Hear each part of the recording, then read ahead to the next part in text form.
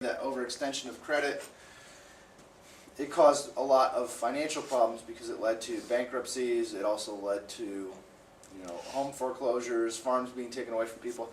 It has a lot of other impacts. And so that's one of the negatives that Jackson does in terms of economics with the bank.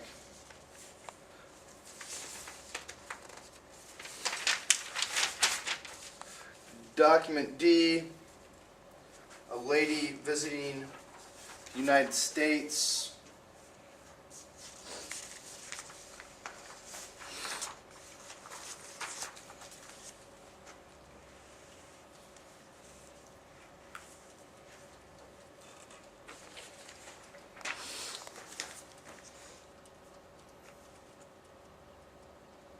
Her quote is whether the people should be encouraged to govern themselves or whether the wise should save them from themselves.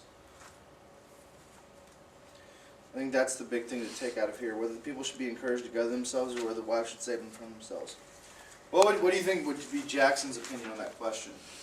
Would he believe the people should be encouraged to govern themselves, or would he believe the wise should save them from themselves? He probably thinks that the people should govern themselves. Yeah.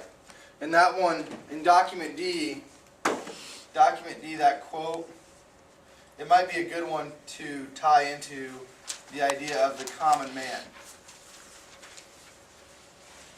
That some people saw, like, the rich people, some people saw the wise people's job, the intellectual's job was to just govern people. And then other people like Jackson saw themselves basically as like, the people should govern themselves, and they wanted to promote that idea. Document E, riots, things like that, actions, negative. Document D kind of talks about the idea of the common man. Document E, when you see the word riot and problems, what would you associate that with? What are they probably rioting about? Or politics. It could be economics. It's probably, in this case,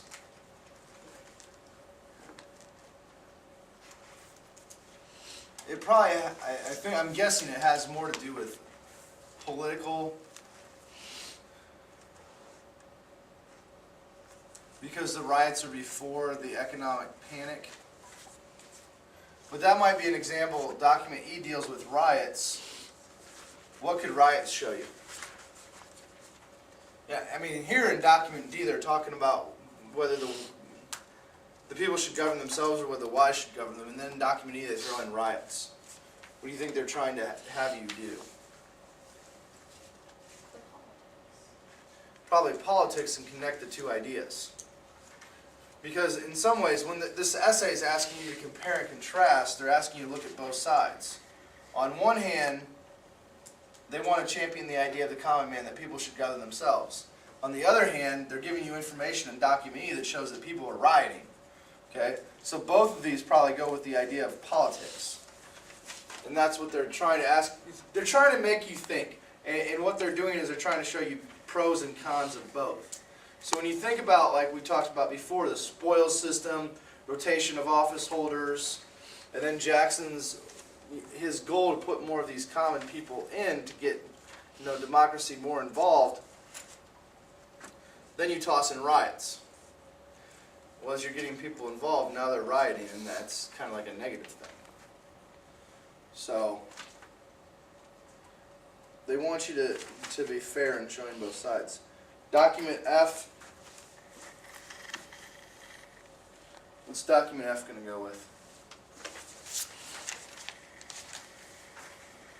And the third main point, I mean, you might put this one first because it's probably going to be your weakest.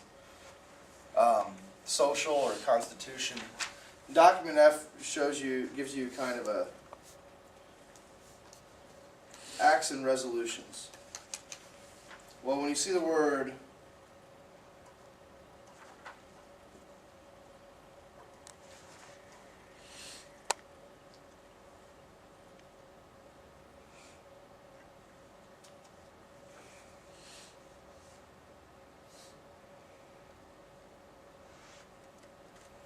Document F, it talks about the tendency to excite the slaves of the southern states to insurrection and revolt. I don't know. I don't think we'll use that one. That one's kind of tricky. Deals with mail. I would skip that one. Document G. Document G's got the picture. What's that picture of problem?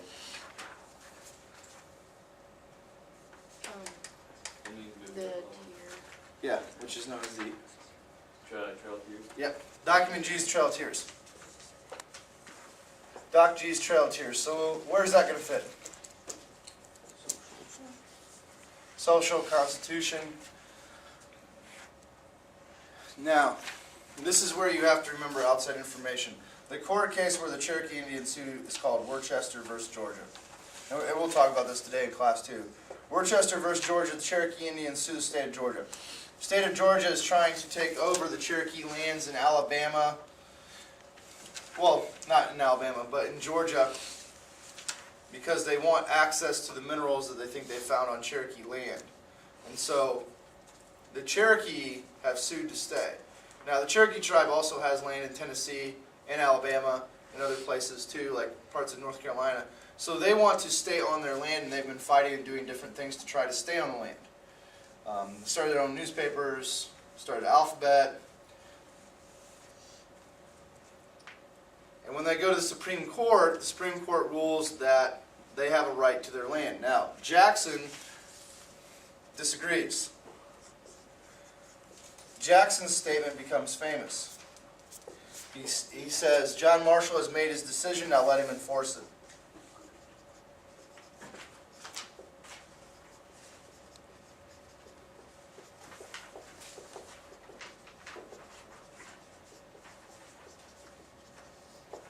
Now let him enforce it. Now, they're going to move the Cherokee Indians to Oklahoma.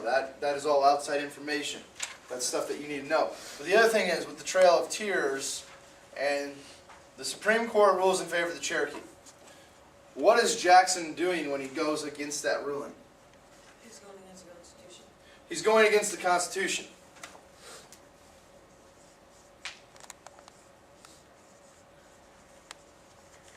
He's going against the idea of checks and balances, the idea of separation of powers that they had in the Constitution that basically gave different branches different authorities. He's going against the Constitution. So when you go back to the question, this is where you have to, as you're writing the paper, go back to the question, are they the guardians of democracy? Are they the guardians of politics, economics, social constitution? Sometimes Jackson and his party, they make decisions that go against that very idea.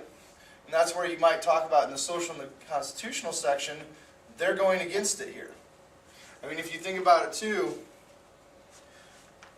when we did those 3 documents yesterday, we did the Maysville Road, we did nullification, and we did the bank. In the Maysville Road one, what did Jackson argue he was doing? What was he trying to protect? Common man. The common man by keeping something low. Tier. The national debt, by trying to keep the national debt low and avoid raising taxes. So at times, what does he use the Constitution to justify?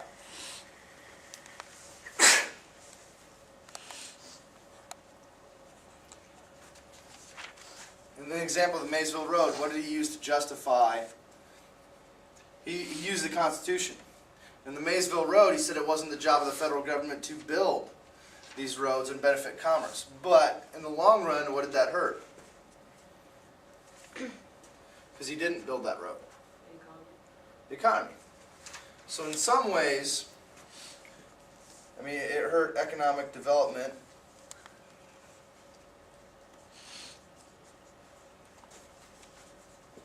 And it probably hurt Western settlement.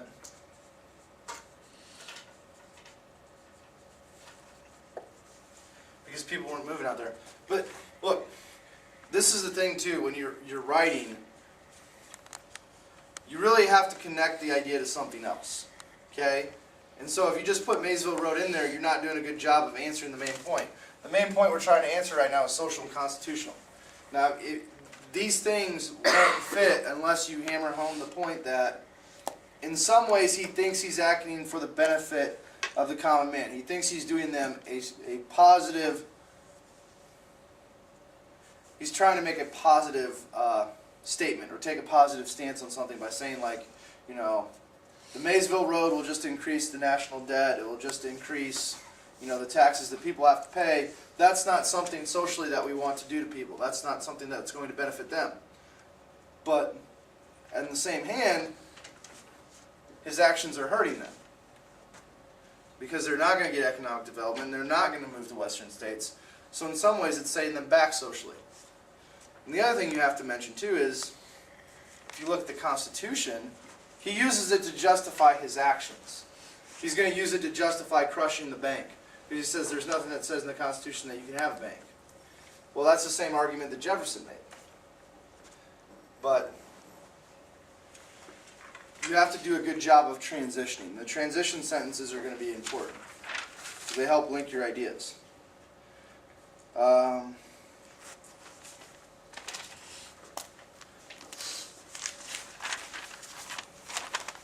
then document H deals with Charles River Bridge. Charles River Bridge is, of course, a case involving the economy. I don't think you really need to use that one. It's an older DBQ and some of the documents don't fit. So I don't think document H is a very good document, and I don't think document F is, so I wouldn't use those. You don't have to use all the documents.